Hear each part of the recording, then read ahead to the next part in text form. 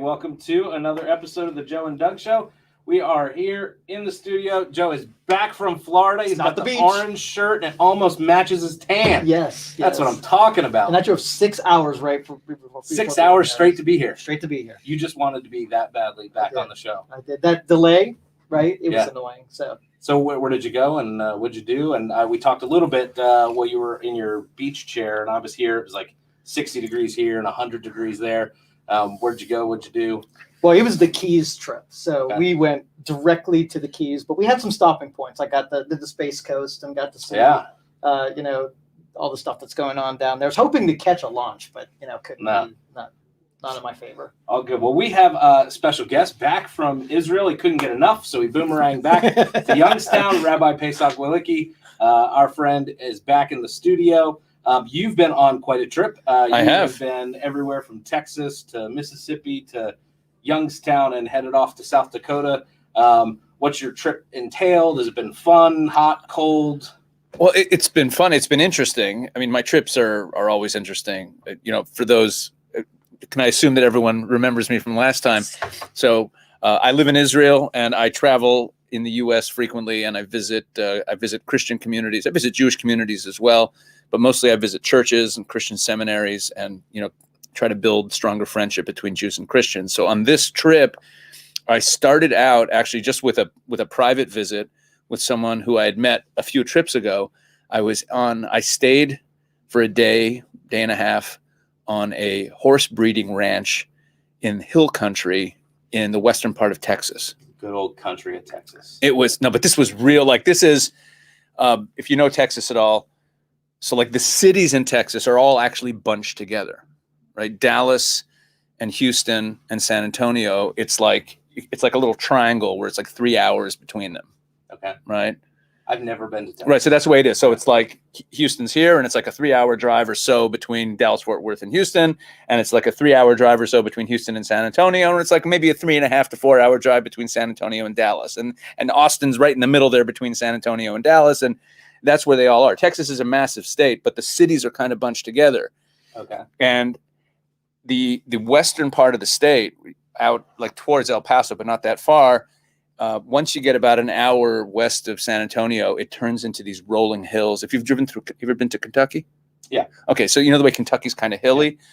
So it gets into these rolling hills, and it's all ranches, a lot of cattle ranches and horse ranches. And the guy whose ranch I was staying at has become a very good friend of mine. And he breeds show horses that do reining, reining competitions. Uh-huh. And that's what he does. And it was really cool because I'm a real city person. I've lived my whole life in cities.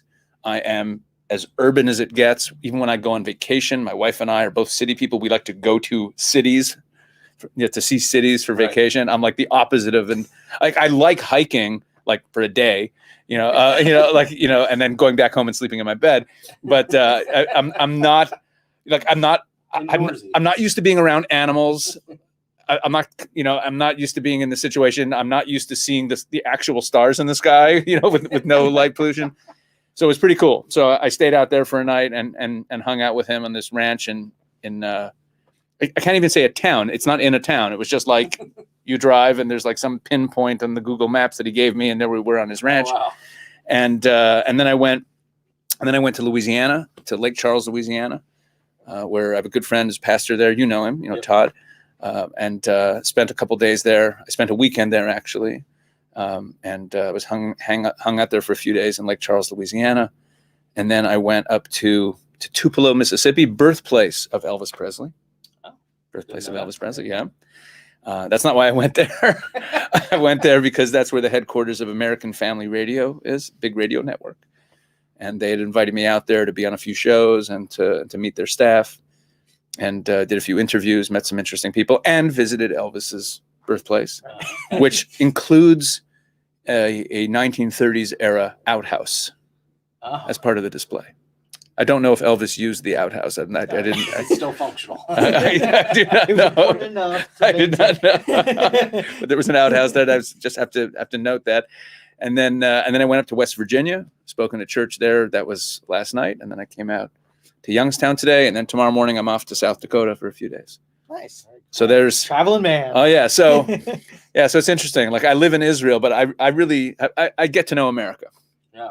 So we're going to talk about getting to know America. Okay. We have not done a political show in a while. We did some stuff during COVID. We did some stuff during the election. And Joe and I tip our hands regularly in our normal conversation, but we haven't done just a raw, hey, this is where stuff is, because everything in terms of our country seems to revolve around politics, from the media to the culture. Like everything is hyper focused on what position did you take with this? Did you post a black square? Did you put your pronouns in your profile? Like everything. Even things that weren't political once long ago are political now. Everything's politics. Shop here, shop like you're wearing there. an orange shirt. That must mean something. He outed me. He's one of those. And I'm not sure what those are, but yeah. But as we have this conversation, it's fascinating because Rabbi, obviously you're in Israel, and we're here in the States. I grew up in a blue state. You have grown up in Ohio, which has typically been a swing state, but is far more red currently. Yeah. I think right now it's hard to call Ohio a swing state. I think we could say that Ohio was a swing state. Yeah. Currently, the numbers, it's not a swing state, and it might not be for the foreseeable future. Yeah. I know that you've been very bold in our conversations, as well as even publicly, kind of your feelings towards American politics, and some of that is it affects Israel, but some of that is as America goes, the rest of the world goes, and so that's an important issue for you. So paint us from an Israeli perspective, from your perspective, and I understand you don't represent all Orthodox Jews, but from your perspective, what's the landscape currently of American politics as you see it? Well, let's start with when you say like my perspective is it's hard to even call it an Israeli perspective because of the unique nature of my job. I mean, just think about like what I do. I'm a rabbi who lives in Israel. I was raised in Canada. I'm a rabbi who lives in Israel. I'm an American citizen, though. I was born in the States, left as a baby. But I very much identify with America. But a lot of that has not to do with my upbringing or where I live, but with my work. So as you just heard, like a description of my trip, I take trips like this. I mean, before COVID and hopefully now afterwards, I take trips like this 8 or 9 times a year. And I'm all over the United States. So I think a lot of my political views have been greatly affected by my work, by my travel, by my relationships, and really getting to know people. So I'm about, where I am politically, and I'm pretty, I don't like the terms right wing and left wing because what they traditionally mean, they don't really mean anymore. But I'm very much a populist, America first, if you want to identify, like what people call MAGA. Although it's not for me about Donald Trump. I don't find him the most attractive human being in terms of his personality, but in terms of his policies. Like if you separate out who he is as a person, like I don't want him babysitting my kids. I have no desire to have dinner with him. I heard he's very nice. I'm sure he might be. He might be a wonderful person, but like it's not about the person. And this is an interesting point that there's a stereotype of people who are not Trump supporters have this stereotype of Trump supporters that it's a cult of personality. Correct. And you can't stand his personality. And I think, of course, in every political movement, there's a lot of people who are attracted to the personality. So an easy way to criticize any populist movement is to say, oh, it's a cult of personality because they're lionizing some leader. But from at least for me, and I think for a lot of people who are in that camp, it's actually about the policies. Yeah. And even a lot of people who are ardent, populist, nationalist, America First, Trump supporters actually have questions in their head about whether Donald Trump is actually the right guy. Sure. But I'm definitely in that camp. So and I can't say that I was there. I was fully in that camp even a couple of years ago. I think if you go back a few years, I was probably more identified as kind of a mainline conservative, like a neocon, Republican, that type of. But the events of the last couple of years have really really pushed me into this place. Well, and it's interesting because I think when I look at the landscape and I see people in different spheres in our church and our community, you obviously have the folks on the socialist left. You have few and far between, but you have the classical liberal. People like Bill Maher, I'd put in that category. And right, who are increasingly becoming politically homeless. Yeah, it's super interesting when I find myself agreeing with Bill Maher, which is a rarity, but it is happening more and more. I'm like, I strangely, like with free speech stuff and different things where I'll come out and I'm like, I agree with Bill Maher. That's really weird. And then, you have your middle of the road folks, your independents, your libertarians, and libertarians can go a little to the left or a little to the right. And then you have your conservative, neocons, your rhinos and stuff that kind of fall into that wishy-washy middle ground. You have your MAGA, and then you have your far right. Is kind of the way that I see the spectrum, and people find themselves kind of all along that branch. Now, I know from you that we've had lots of different conversations, and you're like, I just want to blow up the system and start over because I know you, and you're like, this thing sucks. Well, what is different than blow up? We'll say that let's assign. Probably this is going to get down now. Let's assign duty based on ability to perform, right? And I don't think anybody is at a capacity that they're good enough. Assign duty based on ability to perform. What do you mean by that sentence? Okay, so if you're really good at solving a problem, then you get assigned the duty of providing the solution for that problem. If you're not good at that problem, so let's just say if you have a part of government that's supposed to make sure that poverty is taken care of, and they're not any good at that, well, they shouldn't be given the duty of taking care of the impoverished because they don't have the ability to do that. So, the being libertarian, the smaller the government, the less reach that it has, less power that it has to, force wills on people that it's not any good at. You know what I mean? So how do those problems get solved in a libertarian system? Well, gets to decide? I think individuals have the ability to do stuff that now is being competed with by government, and you can't outcompete. Yeah, but that doesn't work for everything. I mean, there's a lot of. Oh yeah, I agree. Yeah, meaning those things where there is an entrepreneurial incentive will still get dealt with in that system, but there are going to be huge gaps where there are things that it's just not in anybody's self-interest to deal with, and libertarianism is not going to address it.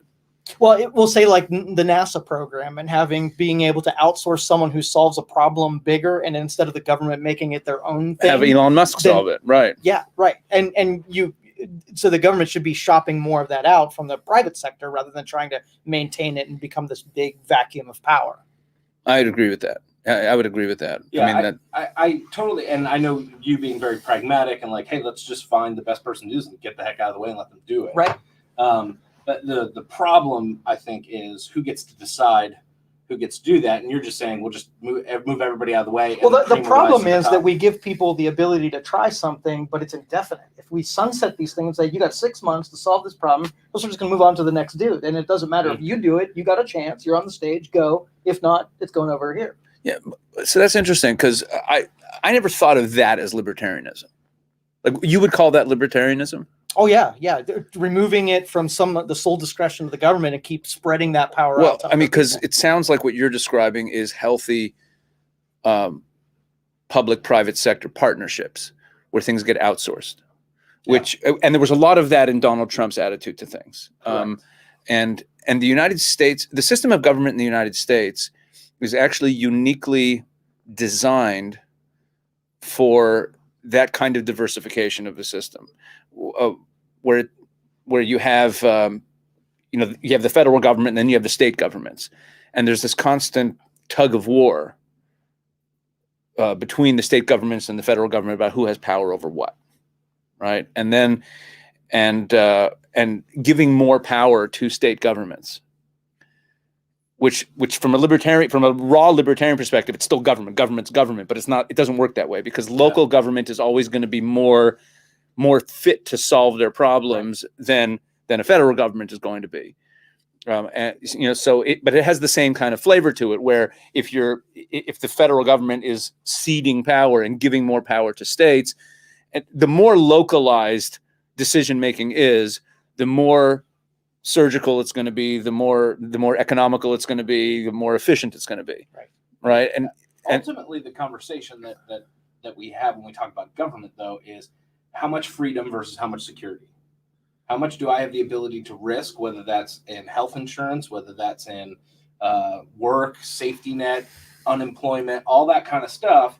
How much freedom do I have, and how much security do I have? You mean when you say I, you mean the individual citizen? Yeah, the individual citizen, because the big argument with healthcare right now is healthcare is a human right, right? You hear that that mantra was big during the election, and it really boils down to how much personal responsibility and freedom do I have to take care of and own my own health, and then how much security do I get to have? How much do I get to know that I will have this taken care of, and the finances and all of that stuff? There's a risk to that, and by and large, a lot of people are saying, well, it's just not worth the risk. It's an unfair advantage, and they make the argument of the insurance companies. I understand it's a complex, layered issue, but at the root of it is how much personal freedom and responsibility do I have to own that, to own my business, to do what I want, and then how much security is there that someone's going to bail me out? I mean, that's every issue. I think, yeah, well, every issue. Well, I think there's an issue where the sides, whether you call them liberal, conservative, Republican, Democrat, whatever you want to call them, actually end up switching sides when you're talking about that. In other words, what you're saying is the more government control, the more regulation. The argument for that is greater security, and there's less openness for risk taking, right? But what happens when you have on the economic level? So the libertarian dream is there's no, get out of the way. It's total free trade, right? So if we have free trade, total free trade internationally, like little to no tariffs, and it's just open trade. Well, that favors large corporations who can engage in international trade much more easily than smaller local manufacturers and local businesses. And those large multinational companies, because they're not there's no regulation, there's no tariffs, they can outsource the labor jobs to other countries where labor is very cheap. And that means that the American worker, the American blue collar worker, is going to suffer. So open capitalism, as open as it can be, ends up actually harming the working class in America. So that's where everything suddenly switches sides. So arguing for more tariffs and for more regulations that incentivize companies to bring jobs back to America. This is basically the Donald Trump economic plan. This is what he was doing. The whole trade war with China, and that's what produces rising wages of the working class. But it comes with heavy regulations, from the government, which libertarians say they don't like, but it ends up empowering, with wages and building up the lower classes and building them up into a bigger middle class, and also preventing this kind of oligarchical rule of corporate elites. Sure. So this is what I meant before when I said that left and right don't mean anything anymore. Is this a right-wing position or a left-wing position? Right. Now, with those longer-term things, where if Trump would have given more time and been able to unwind some of those trade things. But we're in a system where we have such big pendulum swings. You don't ever have enough time for any of those things to ferret out completely. You have Obamacare that might have worked if given enough time, but it couldn't have come to a success or a failure fast enough for us to decide it. So it's in this limbo. Same thing with the trade deals. We'll end up in that same space. And maybe that's why every time a government comes in now, they move really fast.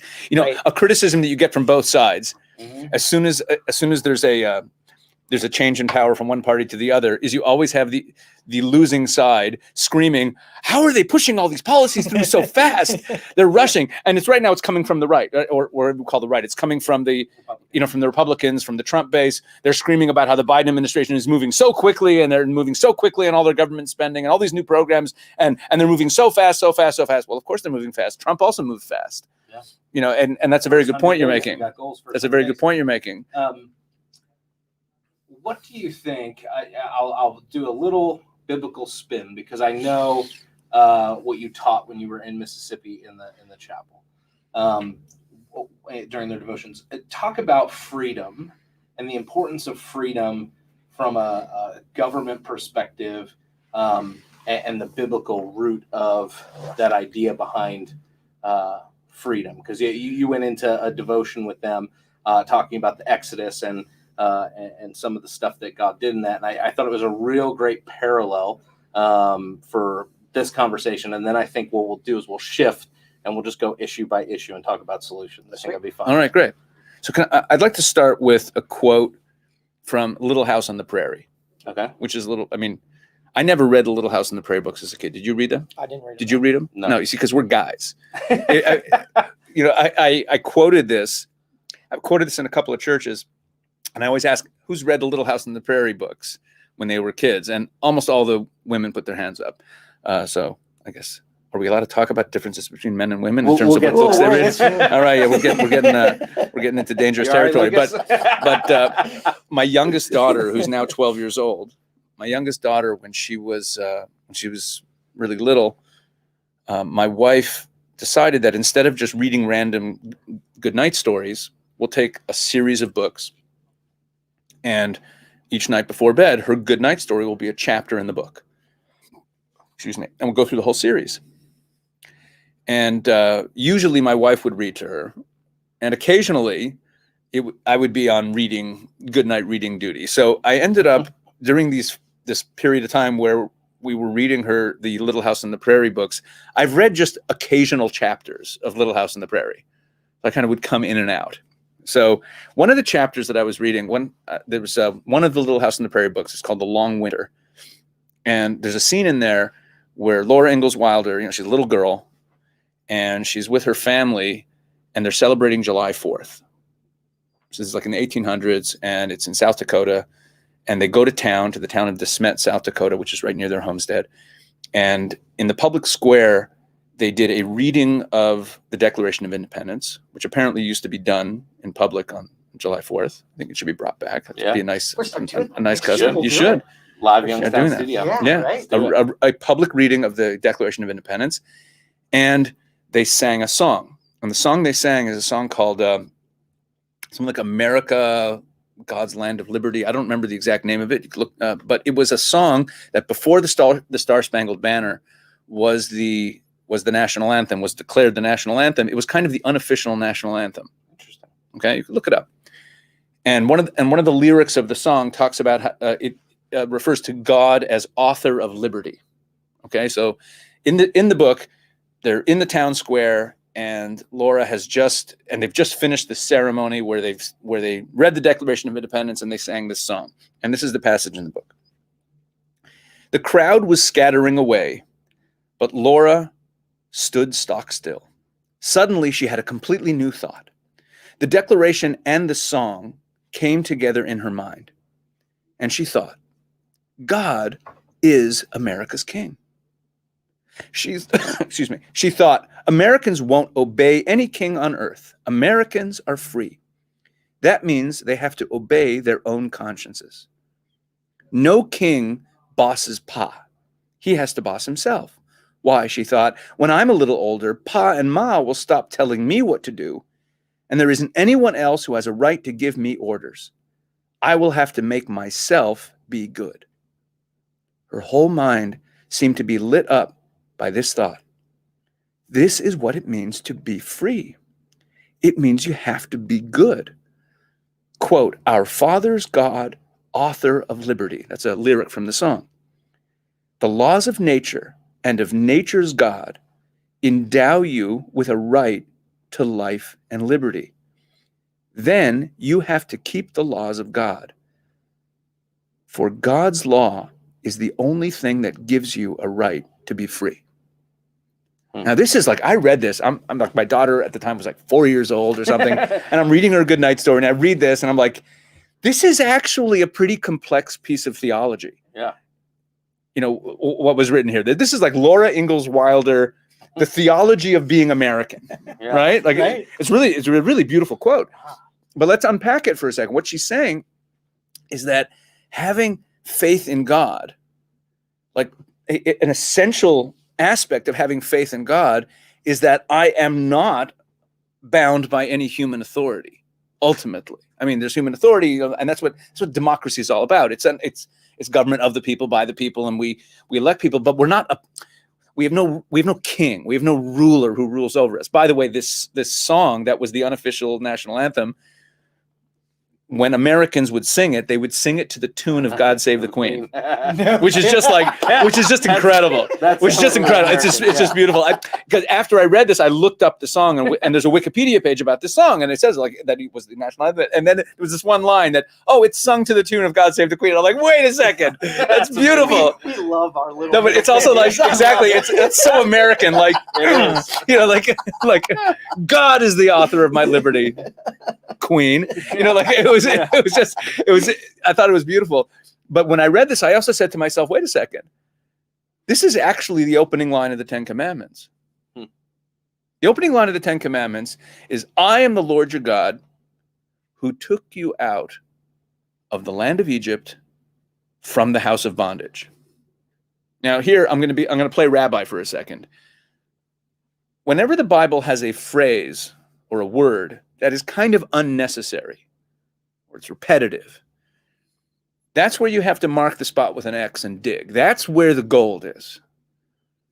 Now, if you're reading the Bible, this is Exodus 20, the Ten Commandments. Like you're reading the book of Exodus, you know that Egypt is the place where the people of Israel were enslaved.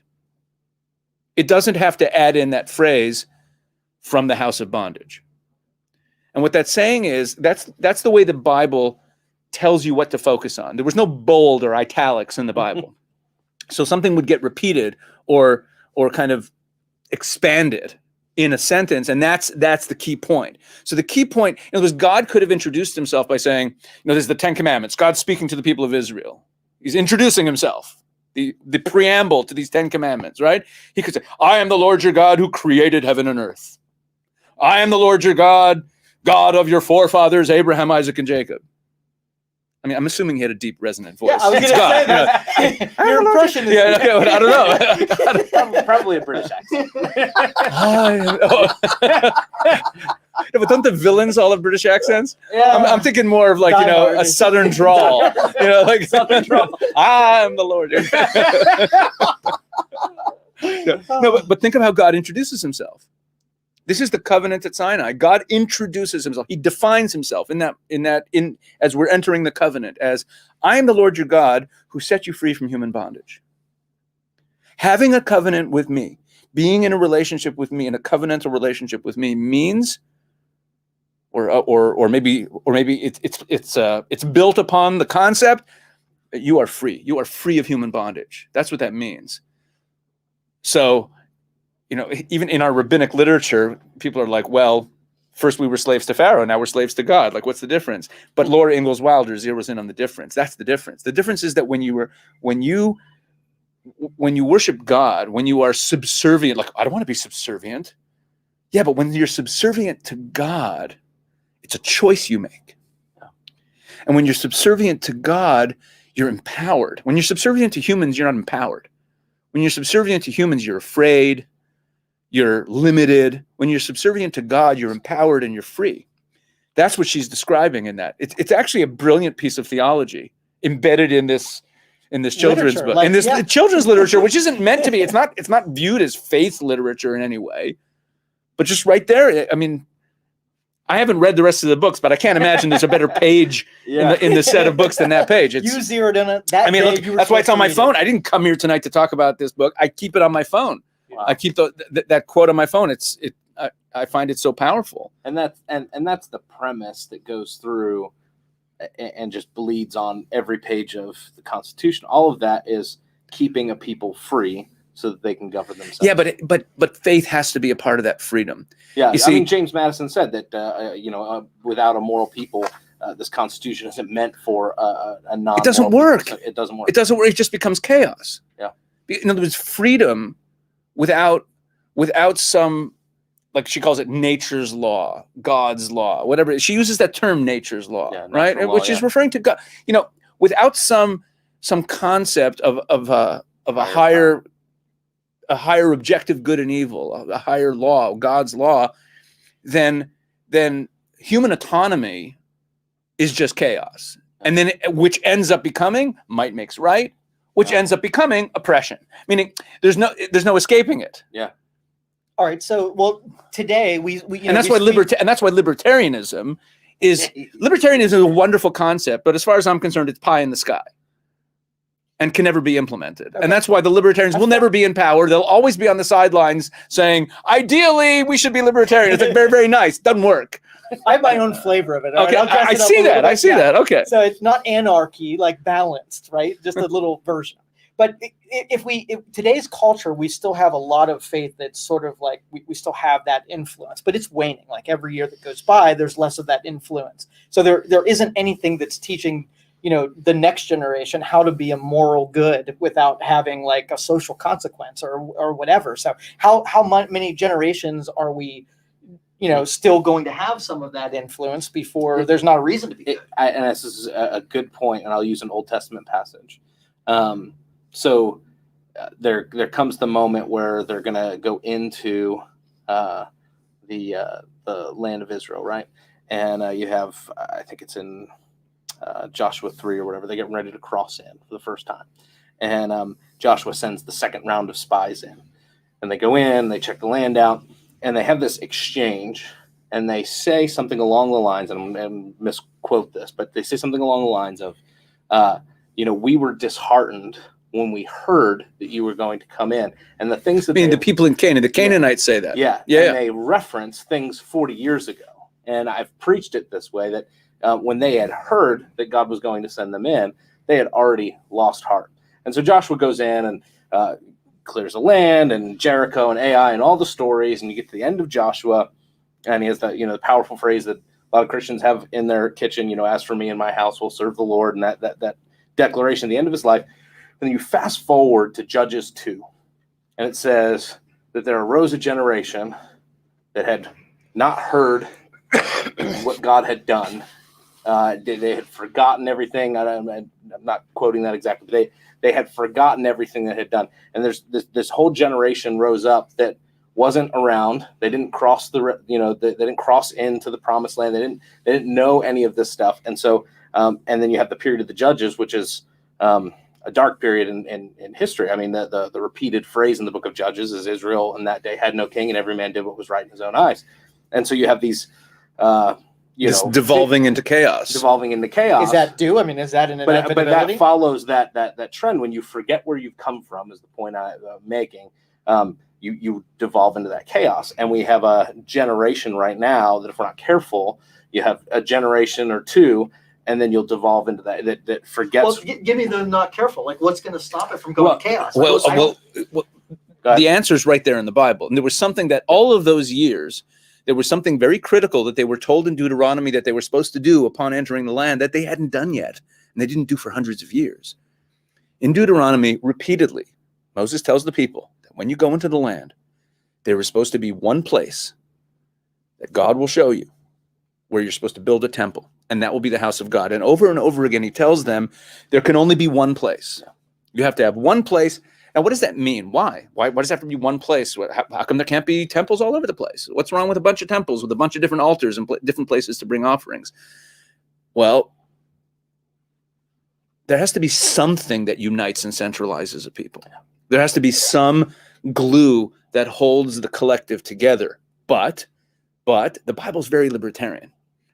The Bible's very, like, the governance of the people of Israel as it's laid out in the Bible is very, everyone's a landowner. Think about that in the Bible. Everyone's a landowner.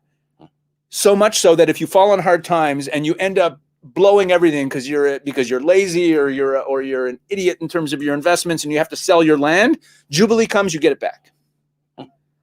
You're always potentially a landowner. Everyone's a landowner. There's a lot of human autonomy that is right there in the Bible. The kings in the ancient world were all powerful, right? Right there in Deuteronomy, there's rules for the king. The king can be brought up on charges. There's restrictions on what he can do. The limitation on a king's power, which to us, it's like, I don't even want to live under a king. The concept in the ancient Near East of limitations on a king's power is unheard of. And the king has to be, and the people have to decide they want a king. There's no imposition of a king. It waits until the people decide they want to have a king. So there's a lot of that going on. But the people of Israel, from when they entered the land throughout the period of the judges, had not yet built a temple. And because they hadn't yet built a temple, there was no unifying center. There was no capital.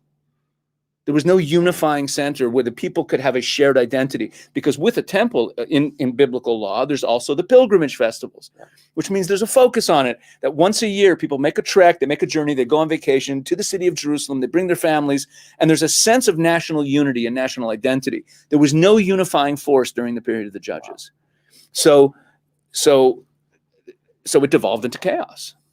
Well, and then the correlation being the way our education system and some of these other things are ripping that fabric out. You know, we can't be proud on 4th of July to sing the national anthem and all of these things. You know, that I was very much enjoying some of the woke athletes losing in the Olympics. Oh, and I felt horrible. Oh, for sure. Oh, I've been rooting against them. I felt horrible when the women's soccer team lost. I was like, yes. Now there were a few that stood, but for the rest of them, lose. Now it's not going to be so funny when the U.S. Navy loses in the South China Sea. That's going to be a little serious, you know, because they're also gone woke. But I'm not rooting against them. But I think that's what the parallel is. We don't have anything that centralizes and pulls in that national unity. Everything has been stripped away. And I think that's part of every red-blooded American is feeling that right now. It's what's making strange bedfellows out of, the traditional liberals and neocons and MAGA people are all going, well, yeah, but we're Americans. Like, yeah, you might think we need a little more regulation there. I might disagree there, but we're Americans. Like, I don't, and then we have these fringe groups that are very much anti-American, and it's unreal to me that we keep ceding ground and power to that side. That was very well put. I mean, you asked me before about my trip, and I've been to all these states, and I don't just go through as a tourist, kind of like going through and visiting landmarks like Elvis's birthplace and taking pictures, because trying out his outhouse. No, because I visit churches and I develop relationships with people, and I spend time in communities. And someone asked me the other day, so you've been on these trips, and the previous trip I was on, I went to Minnesota and Wisconsin and Indiana and Ohio, and I did this whole section of the country. And previous trip I was in Oklahoma for a while. I've been all over the place. And someone said to me recently, so what are you sensing in America these days? And I just said, anxiety. Yeah. There's a lot of anxiety that's everywhere. There's this sense of uncertainty and lack of confidence and fear. And that's not American. That's not America. Right. America was founded on people who just weren't afraid. And that's, the whole stereotype of the brash American is not afraid of anything. That is a stereotype, but it's also coming from a very positive place. That Americans kind of like, I fear God and I don't fear anything else. Yeah. And our literature and our movies and our TV used to underscore those morals of the brave person. Yeah. In today's literature and movies and whatever, we redefine bravery. Ben Shapiro just did a whole podcast on this. He spent a whole segment talking about Simone Biles. And he was like, I have no problem with her stepping out and saying, hey, I'm not going to do my best. Let somebody else step in. No problem. But the issue he took with it is the way the media and everybody turned her into a hero. And he goes, no, a hero is someone who faces something like that and overcomes it. Who overcomes. And he talked about Michael Jordan in the flu game. He's like, what made him a hero was he played with 100+ degree fever and he won. That's why we remember that game. That's why we call it the flu game. And he made several great points. And he said, That's a very interesting point. Redefining bravery. He's like, I don't have a problem with her sitting out. And I don't think she's, an awful person for sitting out or anything like that, but she's not brave. Like that's the total wrong definition, wrong message to send. And it's a redefining of that term. And so much of what we do is in redefinition of terms. The media, the politicians, everybody wants to redefine terms. I mean, Mother's Day this year, they were talking about birthing persons and trying to redefine that term. And that's absolutely disgusting. Like when you look at that, what you're doing with language, you're trying to create a culture where we can't even communicate. And so we can't have Joe and I can't sit down and have a discussion because we don't agree on the terms. And then if we try and agree on the terms and you won't agree on the terms, we can't even have a disagreement at that point. Even his passage from Little House on the Prairie, if it was written today, Right. he wouldn't be able to illustrate and highlight the patriotism and whatever. It'd have to be brought to a level that wouldn't offend somebody who's not patriotic. Yeah, I just think we should offend people. It's healthy. It's the best. Literally, I think that's what we need more of. Well, let's do this. I'm all for it. I'm all for offending. Let's offend a bunch of people. This is going to be great. So we have 15, 20 minutes or so. And let's just go issue by issue and give us, this is how we solve it. Let's take We're going to solve it? How about just like, this is why we're irritated by it? We can complain too. But 4 hours later. I always have a rule. If I'm going to complain about something, I have to offer a solution for it. I tell wow, you're such a positive person. Team regulation. So you don't live in the Middle East. In the Middle East, we don't offer solutions. Well, I just think that some of the no. We don't have. Solutions are for dreamers. That's what Americans do. You offer solutions. No. Come to the Middle East. It's not about solutions. It's about living with problems. Yeah, in a bad neighborhood. Sorry to be so dark. We digress. But I do think, and I am hopeful, and I do think that, and I'm believing that this next generation can be the ones to solve some of these issues. Now, I understand we could get into the political reasons why some of these things don't happen, but I really think some of these issues have really straightforward solutions. Now, people may not have the political gumption to do it.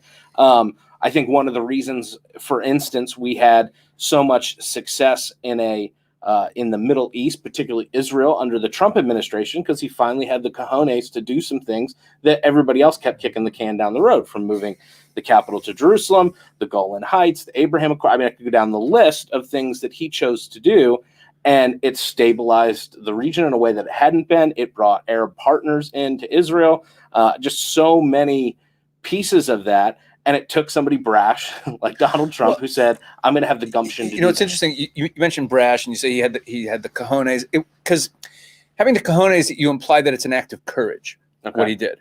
I think it's actually, to be more precise, and this relates to what you're saying about blowing up the system. What he actually did was he said, "I'm not going to accept the prevailing wisdom. Yeah, I'm just not going to accept the prevailing wisdom," which is embodied by John Kerry, who said, John Kerry. So this quote from John Kerry, at least in Israeli circles, was a viral moment during the last year and a half of the Trump administration, when peace was breaking out all over the Middle East, and we forged official alliances with countries, in the Gulf states and United Arab Emirates, Bahrain, Morocco, what everybody said was impossible. Right. But they didn't just say it was impossible. They said it kind of as like the official policy position of the world, of the West, is there cannot be any progress. And John Kerry said this emphatically, but he's just an avatar. I mean, this is the position. The position was, you cannot solve the problem of Israel's relationship to other Arab states until you solve the problem of the Palestinians. And Donald Trump was like, no. Now, cynical people will say, well, of course, fine. So Israel has a peace treaty with the United Arab Emirates, which there's multiple countries that separate Israel and the Emirates. Same thing with Morocco. They're on the western end of northern Africa. But that's exactly the point. Yeah. Donald Trump thinks like a businessman. And he's like, let's start with the low-hanging fruit. Meaning, you want to get your product out. So what do? You start with the easy sells, and you make a few of those. You get those first customers who are the easy customers to get, and from there you build up a center of gravity for and you already have. That's how he thought about it. He did not approach it. He simply rejected the axioms that had governed this whole situation in the Middle East, and voila, it changed. And by the way, unlike some other things, like let's say pulling out of the Iran deal, and now the Biden administration wants to get back into it, and they're falling all over themselves because Iran is misbehaving. So they want to make peace with Iran, but Iran's misbehaving, so they can't make peace with Iran. It's kind of, I find it like, if it wasn't so serious, it would be hilarious. What's going on there? But there are policies that when the new administration comes in, they can just undo them. Yeah. these peace deals that Trump made have a life of their own. Yeah. Like there is now business cooperation. I have friends who run companies in the high-tech sector in Israel who are involved now with Emirati investors who are setting up investment, capital investment offices in Tel Aviv so that they can work with Israeli tech companies. And these things are happening. It's a game changer. It's a game changer, and it's going to be a game changer. And there's nothing that a new administration can do about it. These peace deals, they enabled things that are ongoing now. Wow. So, when you talk about solutions, it's not just about having courage. It's also about saying, I'm simply not going to accept the prevailing wisdom. So let's not accept the prevailing wisdom, and let's hit the topics here and just how do we solve them. So let's start with the border crisis. Immigration right now slowed under the Trump administration. It's been abysmal and just a porous border. Are you, being a libertarian, are you open borders? No. Okay, yeah, not I didn't think so. No. But I had to ask that because I know some libertarians that are like, borders don't mean anything. Let's just do whatever we want. What's the answer to the border crisis? Obviously, it's both humanitarian and the concern of a nation state having borders and walls and those sort of things. So it's also economical. And it's also economical. So how do we solve it? Let's throw out the axioms and everything else. I think you have to have a rule set that parses out what your intention is with it. I mean, we should be a huge recruiter of talent and specialties and educations and whatever. And if we're taking people in as a humanitarian thing, we got to put it in the humanitarian basket so it's treated differently than those other things. I think we should be, I don't necessarily think you change the number of people, but you treat each group that you bring in for different purposes. From the beginning, though, do we have a principle that if you're here illegally, you have to go? I mean, that was Trump's big thing. I mean, that's what sent him into the... And that's the hang up of figuring out what mistakes you do with the mistakes of yesterday instead of like starting today and saying, okay, well, we screwed up. Whatever. Meaning there's multiple questions in this question. Correct. Yes, there's multiple questions in the question. I think that one question that we have to ask ourselves, look, we have no power, the three of us. We're actually kind of observers of the situation.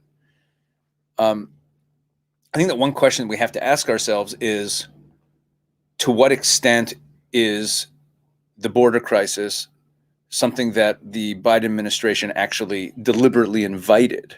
And I'm not saying that as like a conspiracy theorist, or like I'm saying that like they canceled the continuing construction of a wall where contracts were already signed and paid for, and they're losing billions of dollars. Yeah.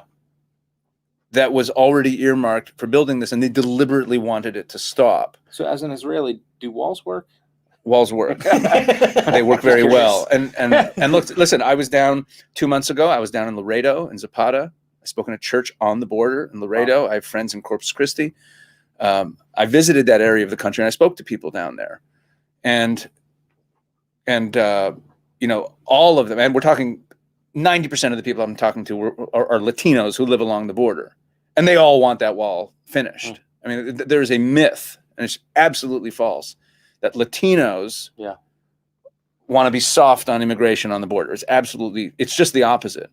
The Latinos who live down there are generally working class. People streaming across the border, these are not highly educated people streaming across the border. The people whose jobs they will take are the working class who live on the border in those communities. Exactly. That's who's hurt by this. And you have to ask yourself, like, why is this happening? Meaning, you don't have to go into conspiracy theory area to say, wait a second, what was gained by the people in power to roll back those particular policies that Trump had? What were they trying to accomplish in this? Because, there's a pandemic going on, unemployment. Couldn't you just say, listen, for humanitarian reasons, we want to take people in, but we need to stabilize some things in this country first. Yeah.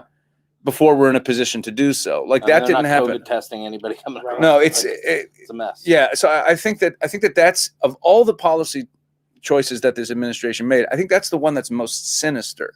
Do you find logic in it? I mean, is it? I'm not sure. Well, it's hard for me to find logic in it without getting really sinister and sounding like a conspiracy theorist, right? Because you wonder to yourself, like I could understand saying, like, increasing government spending, or even all the woke stuff and the Green New Deal. That's coming from an ideological place. I disagree with that ideology, but I understand. I have progressive friends. I understand what that ideology is and how these things fulfill that ideology. I do not understand how throwing open the borders fulfills the progressive ideology. Like, how does it, what does it do? And it really does cause a lot of destruction for the United States.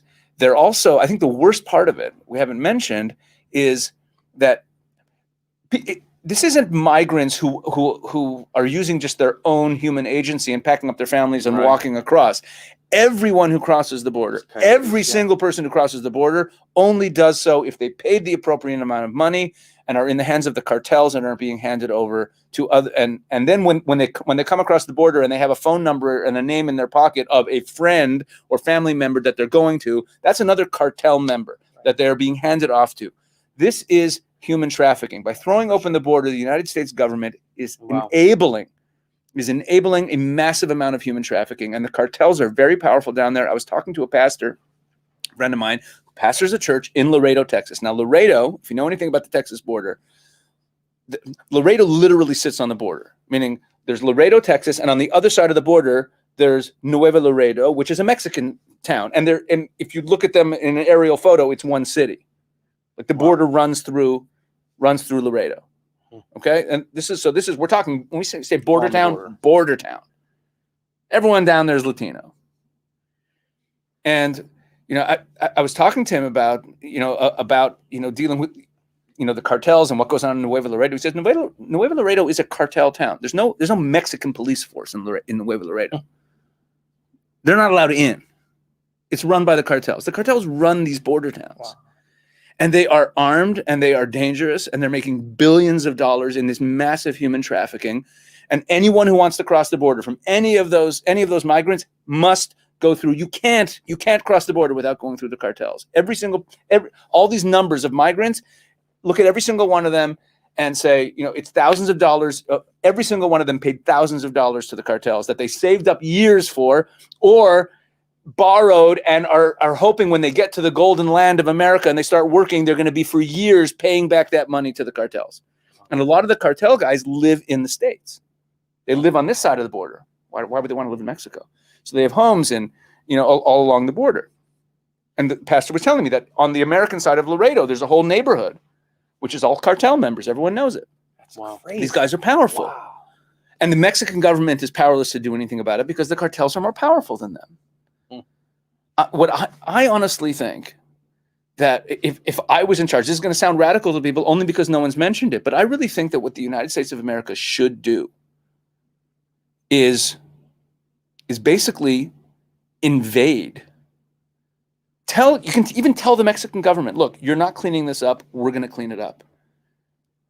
I'm all for immigration, but this is human trafficking. The amount of rape and the amount of trafficking in children that is going on in this whole border thing. So I think talking about the numbers of immigrants it sidesteps the bigger issue, that this is a human trafficking operation that's being enabled.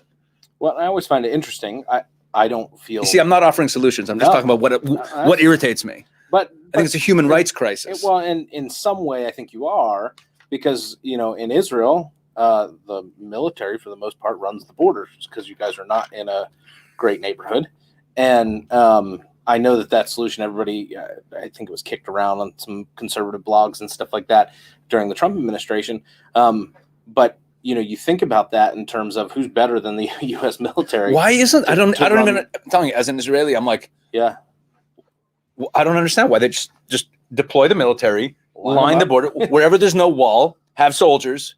And what are you going to do? Yeah. So, but when that narrative is framed, it's not what you said. It's that this is a humanitarian thing where these people are escaping oppression and whatever. So who lets that narrative pass muster without the truth be told about it? Like who's behind it? It seems like, why isn't it being challenged more? Well, this I think goes into something I said earlier, where we have this marriage of the corporate elites and the Democratic Party. The Democratic Party and the mainstream media. The Democratic Party gains from immigrants coming in. And that's why it's not just that, they're illegal immigrants. They're illegal immigrants and they want to grant them amnesty. They want to get them on a quick road to citizenship. Like government programs or voting blocks? Like what? Meaning they become citizens. These are going to be poor people. These are going to be low-end working class people. And therefore, they're going to be, at least for quite a number of years, very amenable to voting for a party that's going to give more government handouts. So it increases the voting bloc of the Democratic Party. I think also cheap labor, driving down the cost of labor, lower wages. We're talking before about Trump working to raise the wages of the working class. Lower wages, who does that benefit? Benefits corporations. They have no incentive. Why do they want, if there's a bigger labor market, wages go down. Wages go down, corporations benefit. I think there are people who benefit from this. Again, this is starting to sound sinister. I don't understand it. But look, when Biden was running for president, when he was in the Democratic primaries, there's a famous clip of him saying that if he becomes president, he's going to throw open the border. Wow. He came right out and said it. So now when we have Kamala Harris going down there and saying, "Don't come up here," I think that's all just a dog and pony show. I think they're perfectly happy bringing in these people. Well, because they have the ability to re-implement those things and continue building the wall. I mean, are we going to get canceled from YouTube for this conversation? Probably. Has that happened to you before? No, okay. we've been pretty good. Okay. We use code words. Is this the last time I'm on this show? Is this it? No. Okay. No, not at all. Good. Let's do COVID's another hot button issue. So let's talk COVID a little bit, and then we're going to be. Well, COVID really gets you canceled if you say the wrong thing. So yeah. So that's what we're going for, Joe. We're gonna take a swing for this. Might as well. Let's do it. Go out because we talked about COVID during COVID, and we told them it sucked. So, so in the arena of COVID, obviously Israel's been instrumental in the development of the vaccines. Has been huge in pushing the vaccines ahead of everyone. Yeah, and it's been. It's very much. It's very interesting if you look at the demographic breakdowns in the United States of those who've gotten vaccinated and those who haven't. It's been very interesting to see the hesitation. I think a lot of that has to do with messaging from the administration. But the various variants now, the Delta variant, they're talking about some Lambda variant and something else. It's a big Greek alphabet. Yeah, exactly. Is there ever an end to this is my first question. Do we ever stop hearing about the next variant, the next thing? Because they were able to control the population so well, and we willingly closed our businesses. Well, because when we're told 15 days to slow the spread and to flatten the curve, I think everyone was willing to go along with that. But look, I live in Israel, and we had some serious lockdowns. You guys did. But then it looked like with the vaccination rollout, it looked like we had conquered it. But now things are spiking. I don't know if you're noticing the news out of Israel. COVID's spiking there again. It appears that the vaccine has like a 6-month shelf life in our bodies, and which is interesting because it's an experimental vaccine, right? My family doctor though, so I had COVID. And I'm still testing off the charts for the antibodies. Right. I think that might be. I mean, this is going to get this video pulled down. But I think one thing that we're not hearing any conversation about in the media, when everyone talks about herd immunity and everyone talks about getting to that number, is the messaging is all how many people are vaccinated. Right.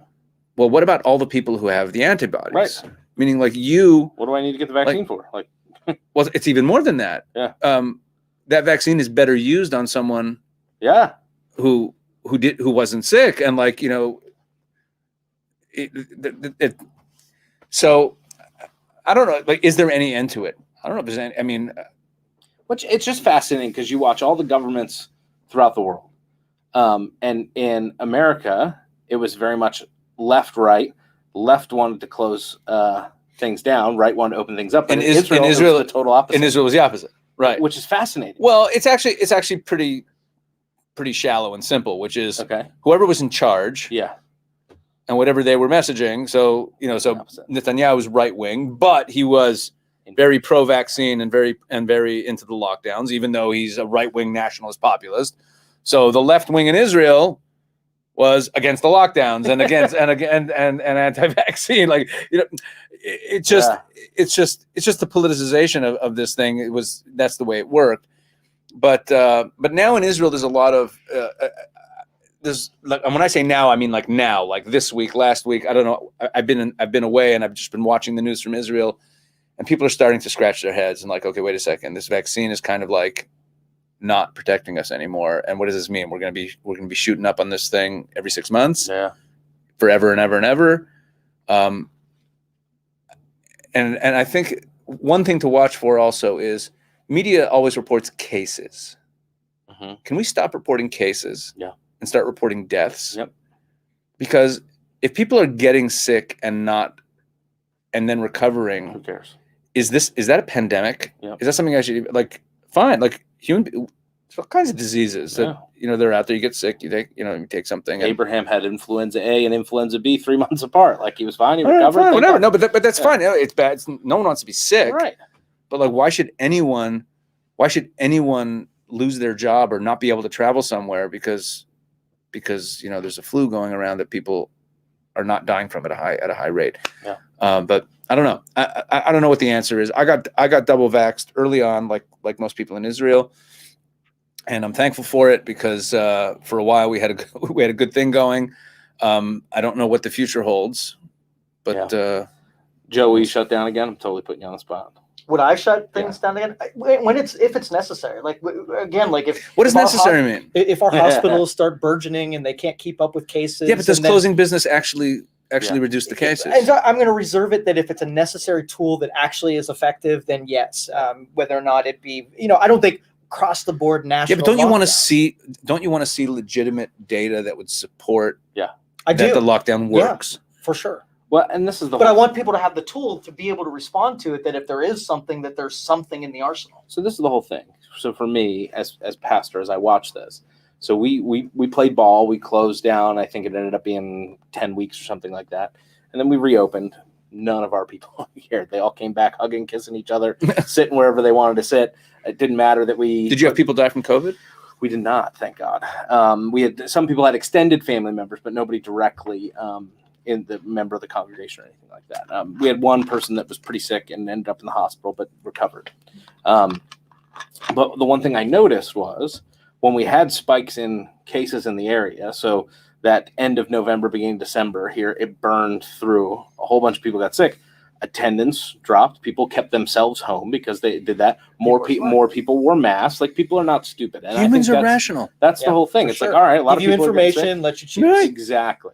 That to me is the approach I would hope that the government. If there was a stomach bug going around, and they heard that in your church a whole bunch of people had a stomach bug, they would have stayed home too. Yep. People keep their kids home because it's running through the nursery. It's sort of like a tornado warning. Like you tell the county where the tornado is, and then people make their decisions. Right. Go on your porch and look at it. Right. Or go on your shelter. Right. You. Take a video, or if you're a little nuts or you're desperate, so you'll go to 7-Eleven and buy something even though there's a tornado going on, and shorter whatever. lines, of course. Yeah, shorter lines. Well, we did not solve any of zero. No. We actually made it through 1.5, and the half that we did is probably going to get the video throttled. So, Lucas, good luck. So those of you who watched live, I hope you enjoyed it. We so appreciate you being with us, Rabbi. This was a ton of fun. We need to do another one of these and tackle some more issues. All right.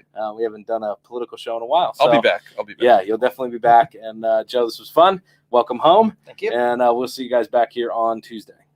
Thank you for listening to this show on Youngstown Studio. If you like our programming, we invite you to subscribe to our YouTube channel, follow our Facebook page, or subscribe to your favorite podcast platform like iTunes or Spotify. This is original Youngstown content, and we would appreciate you sharing the videos and the word about us. Thank you.